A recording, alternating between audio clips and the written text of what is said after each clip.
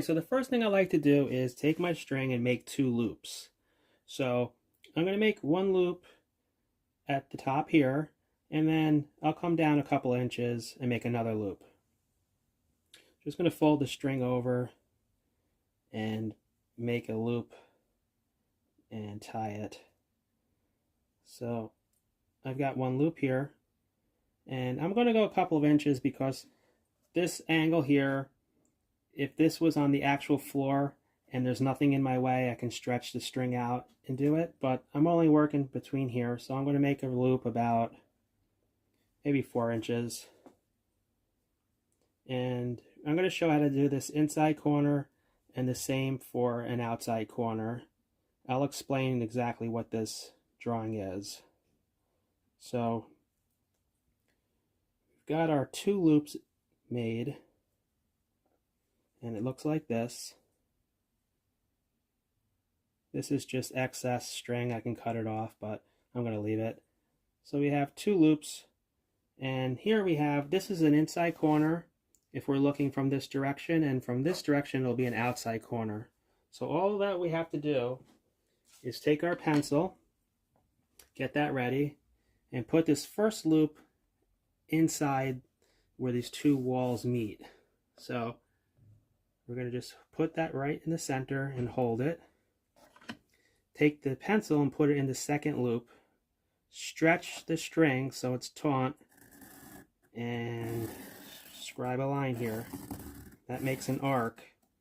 The arc has to go from each wall, from wall to wall. Then the next step is to put the loop on this side of the arc and make another arc and do the same here. So let's do that. I'm going to hold this first loop on where the wall and that arc meet. Put the pencil in the second loop and make an arc over here. And do the same on the other side. Let's make another arc. Okay, so where these 2 arcs meet, they're right here. So you can darken this in a bit. Right here is where those 2 arcs meet. Let's draw that in a little bit better.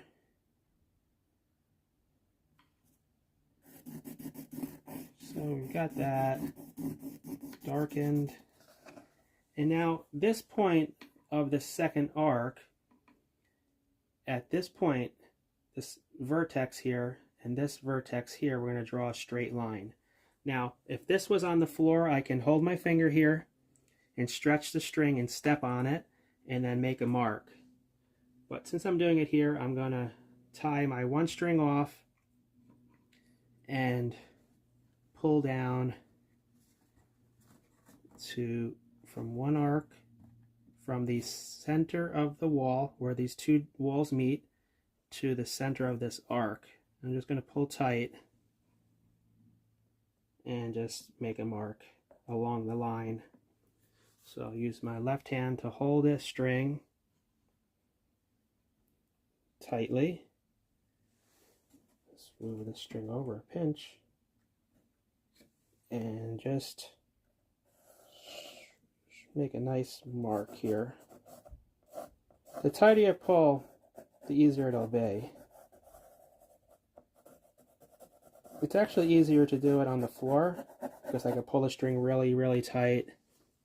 But we got it accomplished. We have 2 perfect, this is going to make a perfect miter joint because these are symmetrical now. Between here and here and here and here, it's identical. So now we can take this, we can actually hold this to our workpiece and mark it out. And now we have, when we cut 2 boards to these angles, it'll make that perfect miter joint. Now that's for the inside. How about the outside corner? We're going to do the same thing. We're going to take the string. Okay, so now let me show how to do that for an outside corner. So the other thing we have to do, which is a little different, is we have to have 3 loops now instead of 2 loops. So I went ahead and I made 3 loops here. And we have 3 loops on our string. That's the only difference as far as getting the string set up. 3 loops for the outside corner and 2 loops when we do the inside corner. And just we're going to do one step that's a little different, but it's really simple. So we're going to take 2 pencils. I like to get them set up by putting them through the 2 loops first. We're going to save the 3rd loop, which is the loop furthest away here, for our last thing that we have to draw in on this. So let's get this other pencil in this other loop. So now we have the 2 pencils in the loops, 2 loops. We're saving that 3rd loop for the last step. Put the 1 pencil at the point here, the outside corner. It's also called the vertex. Stretch the string taut and draw in an arc.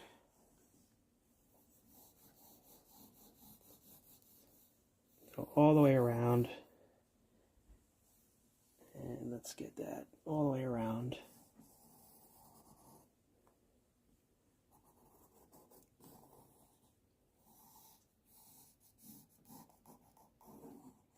Darken it in.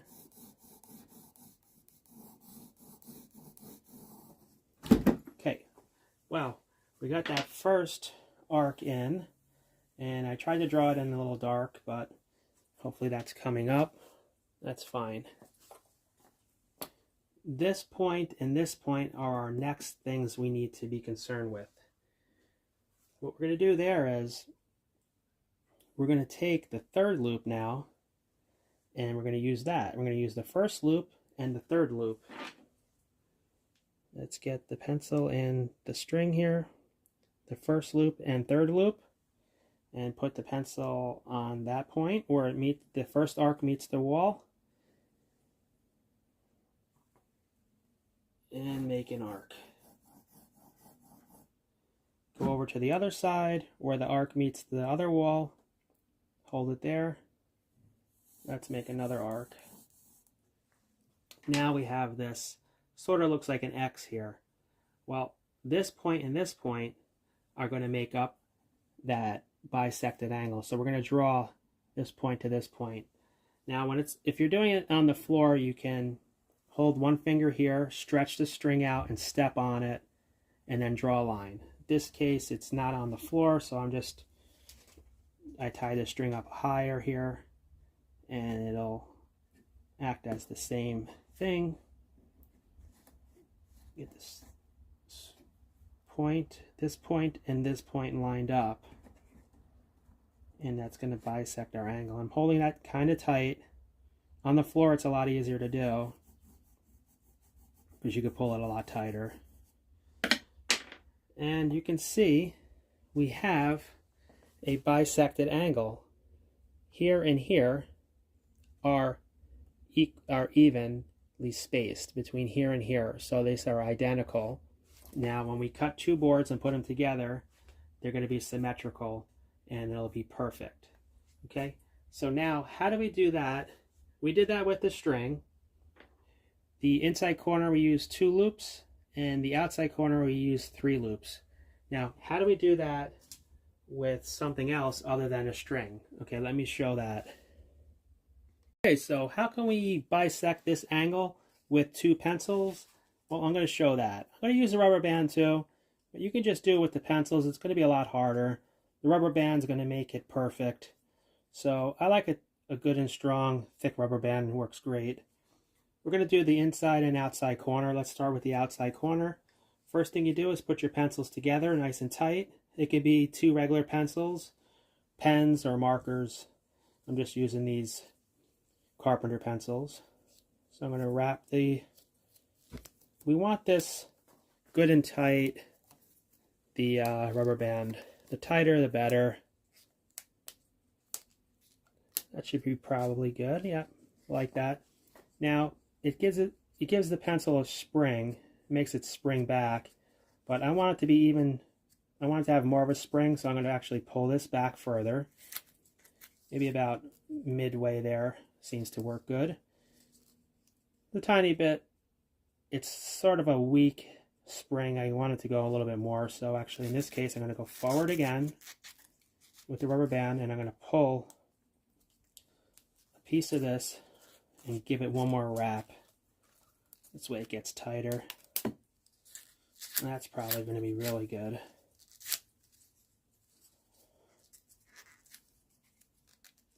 Line up the two lead pencils. Something about that. That's pretty good. The more rubber bands you put, the tighter it's going to get. And I'll show you what one more rubber band will do. It's going to help a lot. And, oops, can't use that one. Let's do this. Probably a fresh rubber band would work best because it's going to be more pliable. Let's go about there. That should be good. So now we have it. That's a lot better. So it's a lot more springy. That's what we're looking for. Come back a little bit there. Okay, so now I'm going to go ahead and use this. Put my hand in here and lock it. So I got about 1.5 inches or 2 inches there, and I'm going to make my arcs. So you can see the rubber band's really holding it on my hand. It's really springing back. So without the rubber band, you have to really hold it tight. It's a lot harder. So I recommend 2 rubber bands, or maybe just one really good strong rubber band. Now what we're going to do is outside corner, we're going to go from this point here. That's the vertex from here. We're going to make an arc where it hits the wall. And then we're going to do the same on the other side. And then we're going to go from those points and make another arc. It'll be around up here. So let's do that. I don't need to create a complete arc because I only need to get this point to this point. So I'm just going to make a mark here. Make sure it's going to be in on the camera. Okay, hold it. Good. A lot of pressure on that point there will help it not slip. So I got an arc there. And then I'm going to come around and give myself an arc here. So these are evenly spaced because I held it nice and tight. Now I'm going to make another arc. But the thing I have to do now is the arc has to be bigger than originally. So I'm going to actually go and put my hand in even further, making these 2 points even farther apart. And that's going to make the arc larger. So it's going to be fairly large. So maybe about,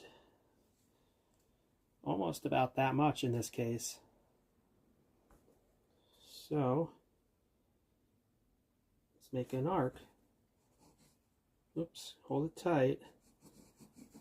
So one. Go to the other side. Make sure we're still on the same mark. Okay. Come over to here. Make another arc. I can even go back just to double check. And we're good. So now from this point to here, we're going to make a line. And you can use since I have the straight pencil, I'm going to lay that flat between this point and that point there. Join up these vertexes and just like this.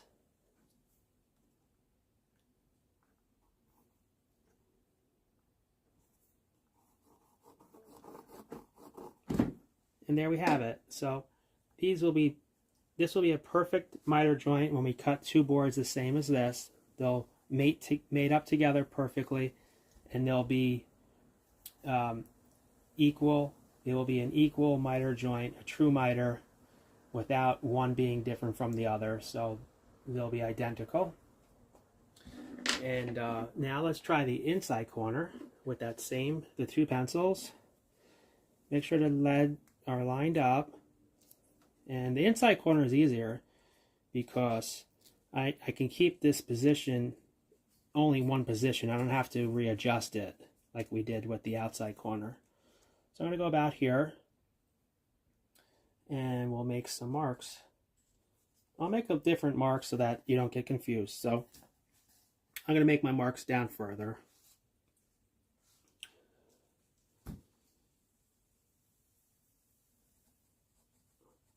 A mark there.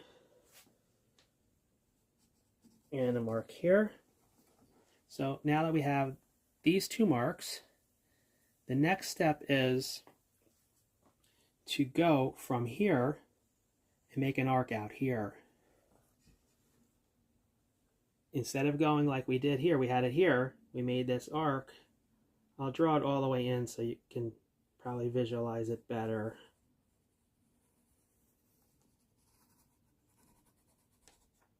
Okay, let's go a little bit more.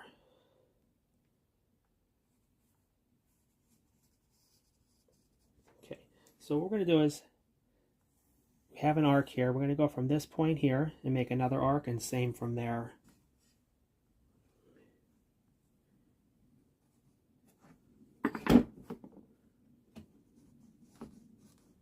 Got one arc there.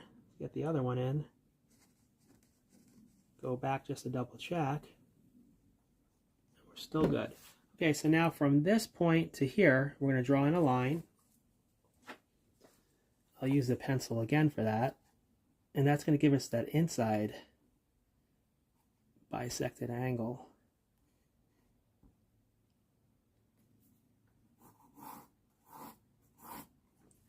So you can see we have 2 equal points, 2 equal parts, and it's going to be a perfect true inside miter.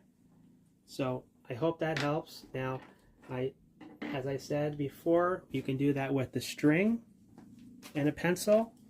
And if you don't have a string handy and you have a pencil or 2 pencils, and especially if you have a rubber band, that'll work great.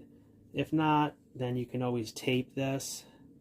But with the rubber band, you're going to get a spring action here, and it's easy to get it adjusted to where you want it. So what you can do is you can keep this together and just keep it in your toolbox, and then it'll be good for using for many times. It's going to work. And one thing here you can do, I'll show one more tip. If you're not comfortable putting your hand in like this and holding it, then one variation is you can take one of these pencils and turn it upright, just like this.